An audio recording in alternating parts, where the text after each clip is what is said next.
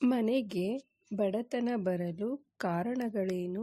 ಎಷ್ಟೇ ದುಡಿದರೂ ಹಣ ಕೈಯಲ್ಲಿ ನಿಲ್ಲದೇ ಇರಲು ಕೆಲವು ಆಚರಣೆಗಳು, ಅಭ್ಯಾಸಗಳು ಮತ್ತು ಜೀವನ ಶೈಲಿಯೇ ಕಾರಣವಾಗಬಹುದು ಎಂದು ಹಿರಿಯರು ಹೇಳುತ್ತಾರೆ. ಬನ್ನಿ ಅವುಗಳ ಬಗ್ಗೆ ತಿಳಿದುಕೊಳ್ಳೋಣ. ಅದಕ್ಕೂ ಮುಂಚೆ ಸ್ನೇಹಿತರೆ, ಭಂಡಾರಿ ಚಾನಲ್ಗೆ ಸಬ್ಸ್ಕ್ರೈಬ್ ಮಾಡಿ ಮತ್ತು ಕಮೆಂಟ್ ಬಾಕ್ಸಲ್ಲಿ ಓಂ ಎಂದು ಕಮೆಂಟ್ ಮಾಡಿ. ಪ್ರಿಯ ಸ್ನೇಹಿತರೆ, ಧಾರ್ಮಿಕ ನಂಬಿಕೆಗಳು ಮತ್ತು ಜನಪದ ಆಚರಣೆಗಳ ಆಧಾರದ ಮೇಲೆ ಹೇಳಲಾಗಿರುವ ಈ ವಿಷಯಗಳು ಕೇವಲ ವಿಷಯಗಳಷ್ಟೇ. ಇವುಗಳಿಗೆ ಯಾವುದೇ ವೈಜ್ಞಾನಿಕ ಆಧಾರವಿಲ್ಲ ಮತ್ತು ಎಲ್ಲ ಸಂದರ್ಭದಲ್ಲೂ ಇರಬೇಕೆಂದು ಅನಿವಾರ್ಯವಿಲ್ಲ. ಮೊದಲನೆಯದರ ಬಗ್ಗೆ ತಿಳಿದುಕೊಳ್ಳೋಣ ಬನ್ನಿ. ಮೊದಲನೆಯ ಅಂಶ, ಹಿರಿಯರ ಕಾರ್ಯಗಳು, ಶ್ರಾದ್ದ, ತಿಥಿ ಇತ್ಯಾದಿ ಮಾಡದೇ ಇರುವುದು. ಎರಡನೆಯದು, ಹರಕೆ ಮಾಡಿಕೊಂಡು ನೆನಪಿದ್ದರೂ ತೀರಿಸದೆ ಮುಂದೂಡುವುದು. ಬೆಳಗ್ಗೆ ಎದ್ದ ತಕ್ಷಣ ಮನೆಯ ಸ್ವಚ್ಛತೆ ಮತ್ತು ವೈಯಕ್ತಿಕ ಸ್ವಚ್ಛತೆ ನಿರ್ಲಕ್ಷಿಸುವುದು. 4. ಹೆಣ್ಣು ಮಕ್ಕಳನ್ನು ಹಾಗೂ ಮಹಿಳೆಯರನ್ನು ಕೀಳಾಗಿ ಕಾಣುವುದು. ಅಂತಹ ಮನೆಯಲ್ಲಿ ನೆಮ್ಮದಿ ನೆಲೆಸುವುದಿಲ್ಲ.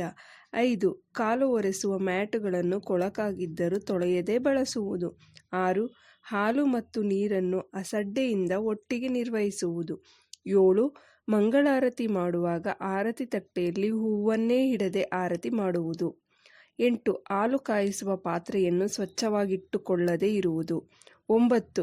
ಮನೆಯ ಮುಂದೆ ಹೂ ಮಾರಲು ಬಂದವರನ್ನು ನಿರ್ಲಕ್ಷಿಸಿ ಸದಾ ನಾಳೆ ಕೊಳ್ಳುತ್ತೇನೆ ಎಂದು ಹೇಳುವುದು. 10.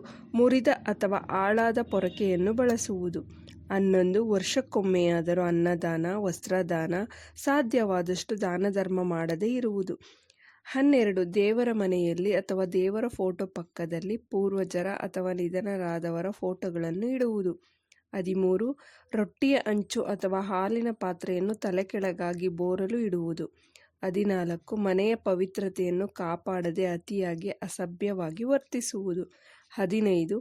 ಹಾಸಿಗೆಯನ್ನು ಪೊರಕೆಯಿಂದ ಸ್ವಚ್ಛಗೊಳಿಸುವುದು. 16. ದೇವರಿಗೆ ನೈವೇದ್ಯವನ್ನು ಪ್ಲಾಸ್ಟಿಕ್ ಅಥವಾ ಪೇಪರ್ನಲ್ಲಿ ಅರ್ಪಿಸುವುದು. 17. ಅಂತ್ಯಕ್ರಿಯೆಯ ಮೆರವಣಿಗೆಯ ಮುಂದೆ ನಡೆದು ಹೋಗುವುದು. 18. ಟವೆಲ್, ಚಾಪೆ ಅಥವಾ ಆಸನವಿಲ್ಲದೆ ನೆಲದ ಮೇಲೆ ಕುಳಿತು ಪೂಜೆ ಮಾಡುವುದು. 19. ದೇವಸ್ಥಾನದಿಂದ ಮನೆಗೆ ಬಂದ ತಕ್ಷಣ ಗೌರವ ಭಾವವಿಲ್ಲದೆ ವರ್ತಿಸುವುದು. 20. ಹಸಿದವರಿಗೆ ಸಾಧ್ಯವಾದಷ್ಟು ಊಟ ನೀಡದೆ ಕಳುಹಿಸುವುದು.